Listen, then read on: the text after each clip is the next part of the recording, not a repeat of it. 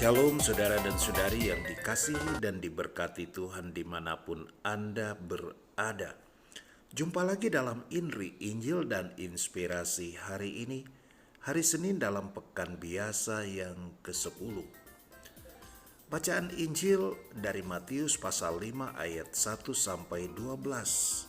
Hal ucapan bahagia, di mana Yesus berkata antara lain, "Berbahagialah orang yang miskin di hadapan Allah." Rupa-rupanya kebahagiaan itu terkait erat dengan sikap iman manusia di hadapan Allah.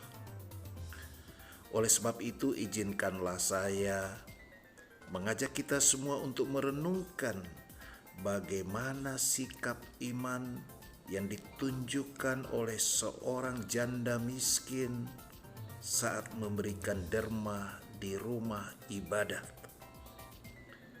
Sebagaimana diceritakan dalam Markus pasal 12 ayat 38 sampai 42.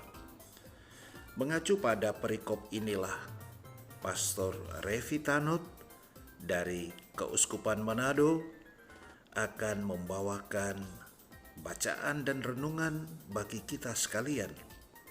Pastor Revi adalah Imam Diosesan Keuskupan Manado yang pada saat sekarang ini sedang menjalankan tugas sebagai Ketua Yayasan Pendidikan Katolik Keuskupan Manado.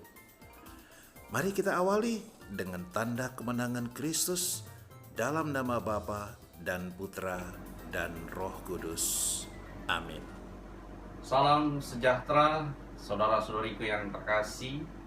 Saya Pastor Revi Tanut PR dari Keuskupan Manado. Senang sekali bisa berjumpa dalam pewartaan Injil kali ini. Mari kita renungkan bersama dari Injil Markus pasal 12 ayat 38 sampai 44. Tuhan sertamu dan sertamu juga.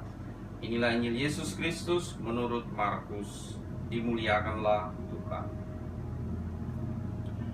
Pada suatu hari, Yesus dalam pengajarannya berkata, "Waspadalah terhadap ahli-ahli Taurat.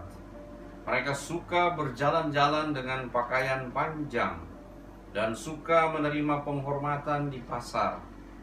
Mereka suka menduduki tempat-tempat terdepan dalam rumah ibadat dan tempat terhormat dalam perjamuan. Mereka mencaplok rumah janda-janda sambil mengelabui orang dengan doa panjang-panjang. Mereka ini pasti akan menerima hukuman yang lebih berat." Pada kali lain, sambil duduk berhadapan dengan peti persembahan, Yesus memperhatikan bagaimana orang banyak memasukkan uang ke dalam peti itu. Banyak orang kaya memberi jumlah yang besar. Lalu datanglah seorang janda miskin. Ia memasukkan 2 peser, yaitu 1 duit. Maka Yesus memanggil para muridnya dan berkata kepada mereka, "Aku berkata kepadamu, sesungguhnya janda miskin itu memberi lebih banyak daripada semua orang yang memasukkan uang ke dalam peti persembahan. Sebab mereka semua memberi dari kelimpahannya, tetapi janda itu memberi dari kekurangannya. Semua yang ada padanya, yaitu seluruh nafkahnya." Demikianlah Injil Tuhan. Terpujilah Kristus. Saudara-saudariku yang terkasih, semua orang yang disebutkan dalam Injil Markus pada kesempatan ini, sesungguhnya mereka semua adalah orang-orang percaya atau orang-orang beriman. Disebutkan yang pertama adalah ahli-ahli Taurat. Kemudian orang-orang yang pergi untuk beribadah ke bait Allah. Entah mereka itu orang kaya atau orang miskin. dalam bacaan hari ini, yaitu seorang janda miskin yang diperhatikan oleh Yesus. Semua orang ini adalah orang beriman atau orang percaya. Tetapi cara mereka mengungkapkan iman mereka ternyata berbeda-beda. Kita lihat kelompok yang pertama, para ahli Taurat. Mereka ini adalah orang-orang yang sangat terpelajar. Mereka sangat mendalami kitab suci, khususnya kitab Taurat. Akan tetapi sayang, mereka menggunakan kemampuan mereka, pengetahuan mereka, keahlian mereka untuk memanipulasi orang-orang dalam rangka untuk mengejar atau mencari kepentingannya sendiri. Mereka menggunakan pengetahuan mereka mengenai Taurat dalam rangka untuk mengejar kepentingannya, agar supaya mereka dianggap sebagai orang-orang yang ahli, orang-orang yang pintar, seakan-akan mereka yang paling dekat dan paling tahu siapakah Tuhan itu. Mereka ingin disebut sebagai orang-orang yang suci, orang-orang yang statusnya lebih tinggi daripada orang-orang yang tidak menguasai kitab Taurat. Ternyata menurut Yesus, mereka itu adalah orang-orang yang mencari penghormatan dari orang-orang lain. Nah, sikap iman seperti ini menggunakan pengetahuan atau kemampuan mengenai kitab suci demi untuk kepentingan diri sendiri, bahkan memanipulasi ayat-ayat kitab suci hanya untuk kepentingan diri sendiri, ini sangat dikecam oleh Yesus. Dan ini tentu saja berlaku bagi siapa saja yang mendalami kitab suci agar supaya relasi dengan Tuhan lebih dekat, bukan lebih menggunakan apa yang ia ketahui dan pelajari dalam rangka untuk mengejar kepentingan diri sendiri. Memanjatkan doa yang panjang-panjang bukan lebih untuk mengungkapkan iman dan relasi yang dalam dengan Tuhan, tetapi agar supaya memberi kesan hebat atau agar supaya orang terkesan dengan kata-kata yang indah dalam doa-doa. Itu sikap orang beriman yang pertama, para ahli Taurat yang dikecam oleh Yesus. Kita lihat orang yang masuk ke bait Allah dan memberikan persembahan. Jadi ada orang-orang yang punya duit, orang-orang yang kaya. Yesus katakan mereka memberi dari kelimpahannya. Jadi kalau ada lebih, kalau ada kelimpahan, maka mereka membawa itu sebagai persembahan. Sedangkan tentu saja kalau tidak ada kelebihan, tidak ada keuntungan, maka persembahannya juga berkurang. Dan ini bukan sikap yang tepat, karena sikap ini adalah sikap orang yang suka berhitung dengan Tuhan. Saya ingat ada satu cerita, ada seorang anak muda, dia ingin mencari pekerjaan. Lalu dia datang masuk gereja, dia berdoa kepada Tuhan, doanya begini: Tuhan, berikan aku pekerjaan. Apabila aku mendapatkan pekerjaan, maka aku akan memberikan perpuluhan. 10% dari gajiku akan kupersembahkan kepada Tuhan. Doanya terkabul dan dia mendapatkan pekerjaan. Mulanya gajinya 1 juta per bulan. Maka kalau hitung dalam perpuluhan, dia wajib untuk memberikan derma sebesar 100.000 per bulan.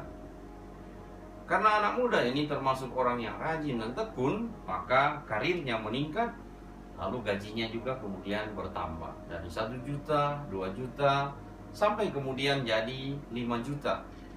Maka dalam sebulan ia memberi perpuluhan 500.000. Jadi setiap kali dia pergi ke gereja setiap minggu, dia berikan 100.000 sampai 1 bulan 500.000. Dan satu saat gajinya menjadi 10 juta. Lalu kemudian dia harus memberi perpuluhan sebanyak 1 juta. Nah, ketika dia ikut misa dan memberikan derma, dia lihat kiri dan kanan, Mereka hanya memberikan derma 2.000, 5.000, paling tinggi 10.000.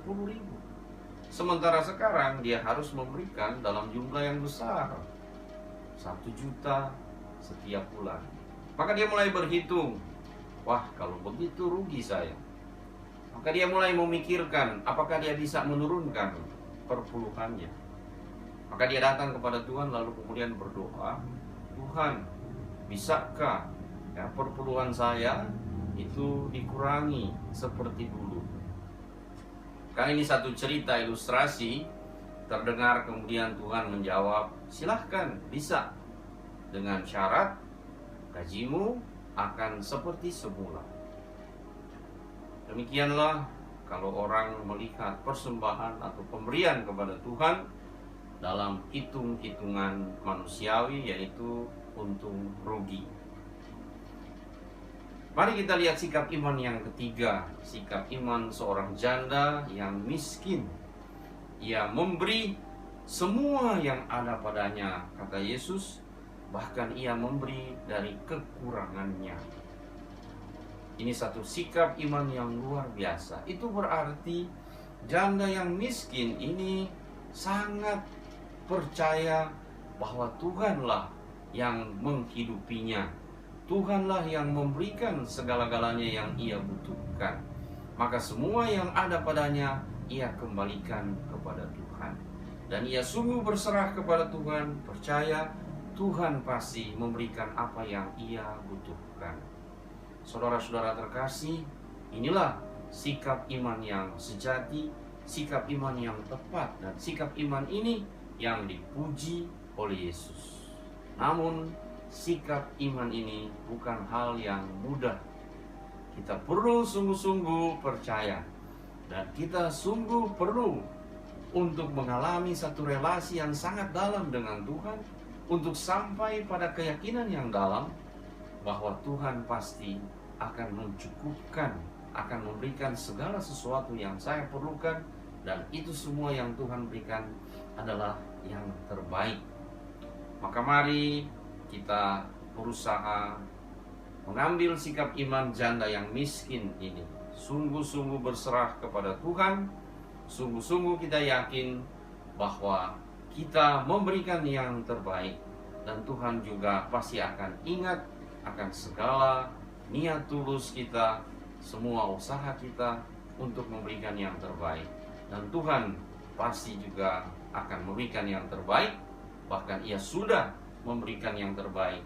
Itulah hidup kita sendiri, dan Yesus yang menjadi juru selamat kita, dan itulah jaminan kita, sehingga kita berusaha untuk terus percaya dan berserah pada kerahiman dan kasih sayang Tuhan. Selamat menjalani hari dengan penuh berkat. Berkat Tuhan senantiasa menyertai kita sekalian, dalam nama Bapa dan Putra dan Roh Kudus. Amin. Saudara-saudari, demikianlah INRI, Injil dan Inspirasi hari ini. Atas nama kita semua saya ucapkan terima kasih banyak kepada Pastor Revi Tanut atas renungan yang boleh ia sharekan bagi kita sekalian. Semoga pastor tetap sehat, penuh sukacita, dan selalu diberkati Tuhan, menjadi berkat bagi sesama. Saudara dan saudari, terima kasih juga Anda telah mengikuti renungan ini. Dan apabila Anda merasa bahwa INRI bermanfaat, Anda tidak perlu ragu untuk meneruskannya kepada sesama anggota keluarga, kepada teman dan komunitas ataupun kerukunan dimanapun Anda berada yang seiman. Dan dengan demikian firman Tuhan semakin didengarkan banyak orang dan boleh menjadi inspirasi hidup. Selamat beraktivitas. Tuhan Yesus selalu memberkati kita. Amin.